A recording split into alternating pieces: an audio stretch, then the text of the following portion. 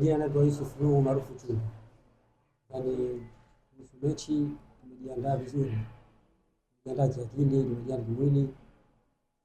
Tumefanya mazoezi vizuri kwa wiki hii. Hii ni hatua nyingine. Sababu tumetoka chini kuja mpaka hatua bora. Hii ni hatua ya kutafuta ubingwa.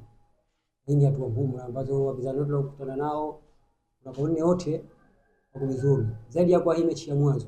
Sababu hii ni mechi ya nazungumza mechi ya dabi. Sababu ni mechi ambayo tunajuana kwa karibu. Naamini mechi itakuwa nzuri, ila sisi tumejiandaa kiakili na mwili kwa mechi. Kama viongozi huwa mnakutana na pressure yoyote kuelekea kwenye michezo ya dabi kama namna hii? Hiyo kutokana kwa sababu unajua kuna wachezaji, kuna viongozi na kuna shabiki. Kwa kila mmoja anakuwa na pressure yake hivi.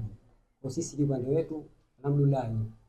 Naamini hata washabiki tushazungumza nao waje tusupport kwa sababu bila wao sisi hatuwezi kucheza, hatuwezi kufanya vizuri kwa sababu wao ni mchezaji wa 12.